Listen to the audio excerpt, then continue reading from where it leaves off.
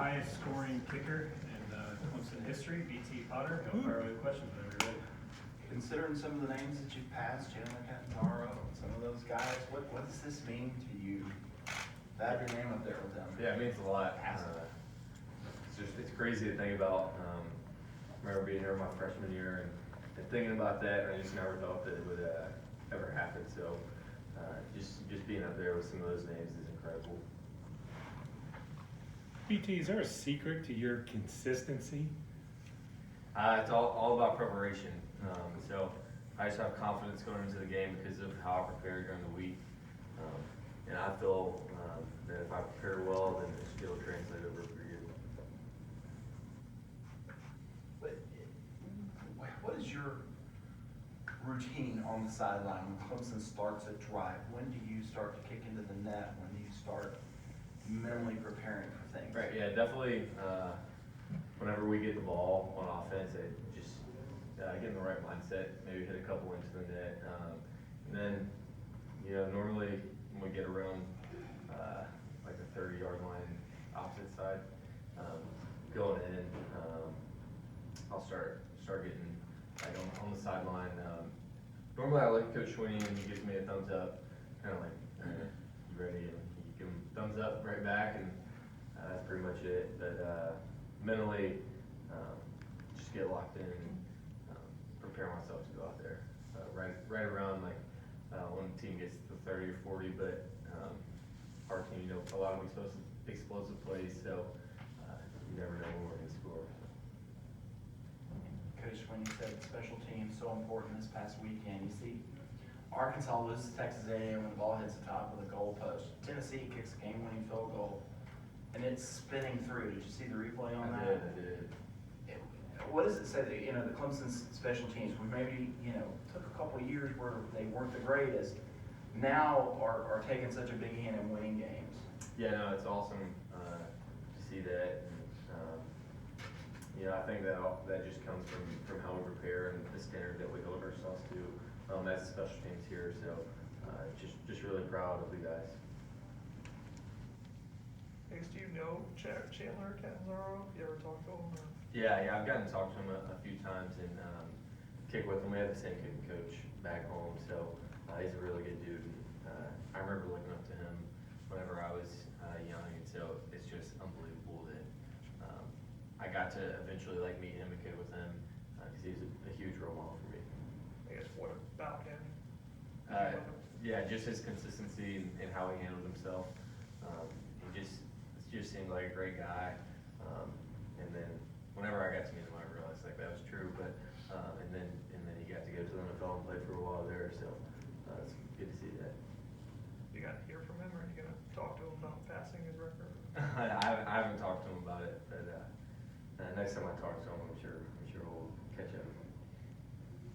Hate to be a downer, but you've missed one career PAT. Do you lie awake at night and think about that? No, I do remember it though. I think we were playing Boston College, I think it was the COVID year, maybe. And I think we were going for two, and maybe there's a penalty, so it was on the left hash and they backed it up. But I wish I could go back, but it's all good, part of it. What are some of I know your career's not over yet, but I mean, what are some of the kicks that stand out in your mind? Yeah, there's a few kicks I can look back on and just there were big kicks for me in my career. I remember Notre Dame. I guess that was the COVID year, and that was like a game that I felt like I took the next step into being a better kicker. That, and then the Wake Forest game that year was the first game of the season. It was just felt like I needed that as a kicker just to give me confidence going into that season after a rough season the season before. So those are some of the bigger kicks I felt like. I guess how weird was talking about that Notre Dame kick? It's COVID year, just how empty stadium is. Yeah. Does that throw you off at all? It's like Yeah, no, I remember that year, and it's crazy. Virginia Tech too. It's like there's no one there at all. So it was really weird, but just thankful for how it is now. A whole lot of fans there. Florida State was awesome. I played there my freshman year, it was 2018, a little bit different, but this time it was just awesome I really enjoy going into, like away games and playing places like that. So you embrace the visiting crowd? I mean, that's better for you than playing in a half-empty stadium? Yeah, I would say it's fun, just to go into new stadiums and play new places. And yeah, I like a loud crowd, you know, it's exciting. BT, do you have a COVID year left for eligibility, or is this, I'm done, Yeah. done. No, I wish, but no. I thought you were gonna put the mark like way out. No, they won't let me come back anymore. Does BT stand for something, or is that your actual Benjamin Thomas. Benjamin Thomas? Yes, sir. So knowing that, you know, this is it for you, how much are you trying to help Robert Glenn? And Right. how are you preparing him for what will probably be his job next year? And what have you seen out of him? Yeah, for sure. I remember my freshman year, I had Greg Pupil, and he did the same thing for me. So I was so appreciative of what he was doing and everything that he taught me, and I felt like it really helped me. So definitely trying to do the same thing with Robert. And I think that he'll have a great career here. He's really strong, and you know, I think he's grown a lot since he's been here. But he'll definitely do big things here. Would you like to see a 55-3 game where you maybe could get out there Right. and kick some extra points Sure, and some field for sure. goals? Yeah, it was good. I think Georgia Tech, he had some and he kicked off some, and he did really Yeah. well, so definitely good to see that. So I guess, do you allow yourself to do the math of how far behind you are from Travis Etienne? No, I'm really not even sure how far it is, but hopefully one day.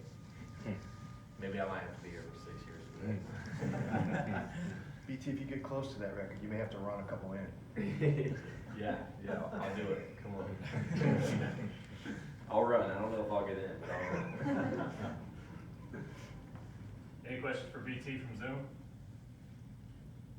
FBT, at what point would you say you feel comfortable? Like from what distance if Coach Sweeney's like, hey, we need you, do you feel like you're comfortable? Yeah, definitely, it changes each week, honestly. So Florida State, that's probably the best place that we played at this year, just for that day. But the wind, there was no wind, and their grass was really good. So I felt like 60 and in there, but maybe this weekend it might be really windy in one direction. So sometimes I'll tell them like 52 one way and 57 the other, and it just depends on the wind and what's going on. But my goal is to be from 55 and in. I think I should be able to handle that wherever we go. And is there like a long that you've hit in practice? Probably like 61, 62. Normally on Mondays and Tuesdays we do longer field goals. Anyone else for BT? All right, thanks BT. Thank you. Appreciate it.